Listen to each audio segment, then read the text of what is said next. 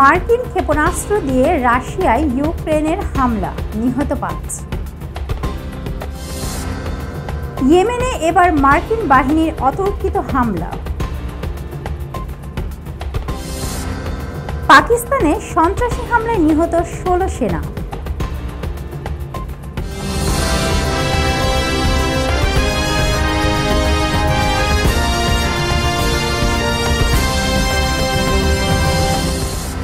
আসসালামু আলাইকুম, সাথে আছি রেশমি আক্তার। শুনছিলেন শিরোনাম, এবার বিস্তারিত। মার্কিন ক্ষেপণাস্ত্র দিয়ে রাশিয়ায় ইউক্রেনের হামলা, নিহত ৫। রাশিয়ার তুরস্ক অঞ্চলের রাইলসকে ক্ষেপণাস্ত্র হামলা চালিয়েছে ইউক্রেনীয় বাহিনী। স্থানীয় সময় শুক্রবারের এই হামলায় ৫ জন নিহত ও ১২ জন আহত হয়েছে। তুরস্ক অঞ্চলের ভারপ্রাপ্ত গভর্নর আলেকজান্ডার খিনস্টেইন জানিয়েছেন, কিয়েভের সেনারা যুক্তরাষ্ট্রের তৈরি হিমার্স ক্ষেপণাস্ত্র ব্যবহার করেছে। হামলায় শহরের বেসামরিক অবকাঠামোর ব্যাপক ক্ষতি হয়েছে। একটি সংস্কৃতি ভবন, একটি প্রাথমিক বিদ্যালয় এবং রাইলস এভিয়েশন কলেজের অন্তর্গত বসবাস ও অধ্যয়ন কোয়ার্টারগুলো ক্ষতিগ্রস্ত হয়েছে। এই হামলায় অ্যাপার্টমেন্ট ভবনের জানালা ভেঙেও গেছে এবং বেশ কয়েকটি ব্যক্তিগত বাড়ির পাশাপাশি ১৫ বা তার বেশি যানবাহন ক্ষতিগ্রস্ত হয়েছে। টেলিগ্রাম পোস্টে গভর্নর খিনস্টেইন লিখেছেন, আজ যা ঘটেছে তা আমাদের সবার জন্য বড় ট্র্যাজেডি। ইউক্রেনের সশস্ত্র বাহিনীর বারবার হামলার কারণে জরুরি পরিষেবাগুলোর কাজ জটিল হয়ে পড়েছে। তিনি আত্মবিশ্বাস নিয়ে জানান, এই হামলার জন্য দায়ীরা প্রতিশোধের মুখোমুখি হবে। সমস্ত ধ্বংস হওয়া অবকাঠামো মেরামত করা হবে। এদিকে ইয়েমেনের এবার মার্কিন বাহিনীর অতর্কিত হামলা। ইয়েমেনের রাজধানী সানায় ইরান সমর্থিত হুতি গোষ্ঠীর স্থাপনায় অতর্কিত বিমান হামলা চালিয়েছে মার্কিন বাহিনী। কাতার ভিত্তিক সংবাদ মাধ্যম আল জাজিরার এক প্রতিবেদনে এ তথ্য জানানো হয়েছে।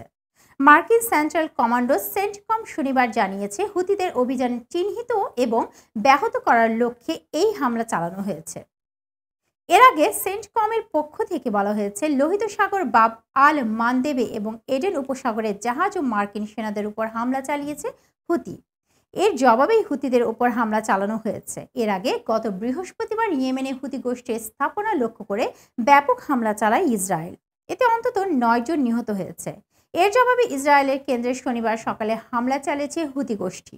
ইসরায়েলের স্থানীয় জরুরি পরিষেবা জানিয়েছে, হুতির হামলায় ১৬ জন আহত হয়েছে। হুতির পক্ষ থেকে বলা হয়েছে, গাজায় যুদ্ধ বন্ধ করার জন্য তারা ইসরায়েলের উপর হামলা চালাচ্ছে। গত বছর ৭ অক্টোবর থেকে গাজায় শুরু হওয়া যুদ্ধে এখন পর্যন্ত ৪৫,০০০ ফিলিস্তিনি নিহত হয়েছে। আহত হয়েছে লক্ষাধিক।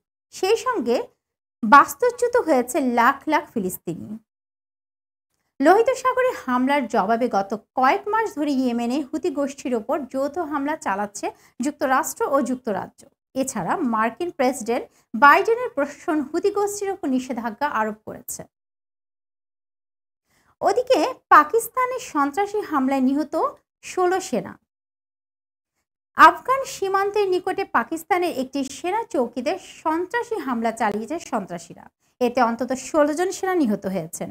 এক প্রতিবেদনে তুরস্কের সংবাদ মাধ্যম আনাদোলু এজেন্সি এ তথ্য জানায়। প্রতিবেদনে বলা হয়, এই হামলায় গুরুতর আহত হয়েছে ৫ জন। রাতে প্রদেশটির দক্ষিণ ওয়াজিরিস্তান জেলায় হামলার এ ঘটনা ঘটে। পাকিস্তান তালেবান নামে পরিচিত জঙ্গি গোষ্ঠী তেহরিক-ই-তালেবান পাকিস্তান টিটিপি হামলার দায় স্বীকার করেছে। পুলিশ কর্মকর্তা হিদায়াতুল্লাহ জানান, শুক্রবার স্থানীয় সময় রাত ২টায় নিরাপত্তা বাহিনীর একটি পোস্টে হামলা চালানো হয়। হামলাকারীরা হালকা এবং ভারী অস্ত্র ব্যবহার করেছে। এলাকায় একটি তল্লাশি অভিযান চলছে। তবে টিটিপি দাবি করেছে, হামলায় ৩৫ জন সেনা নিহত এবং ১৫ জন আহত হয়েছেন। যদিও তারা তাদের যোদ্ধাদের হতাহতের বিষয়ে কোনো তথ্য দেয়নি। ৩ জনই অক্ষত আছেন। এই দুর্ঘটনায় শোক প্রকাশ করেছেন দেশটির প্রেসিডেন্ট লুলা দা সিলভা। তিনি বলেছেন, আমি গভীরভাবে দুঃখ প্রকাশ করছি। দুর্ঘটনায় ৩০ জনের বেশি নিহতদের পরিবারের প্রতি আমার প্রার্থনা জানাচ্ছি।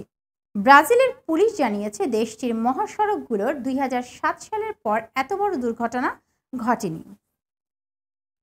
এই ছিল এখনকার মতো। পরবর্তী খবর দেখার আমন্ত্রণ জানিয়ে এখানেই শেষ করছি। আল্লাহ হাফেজ।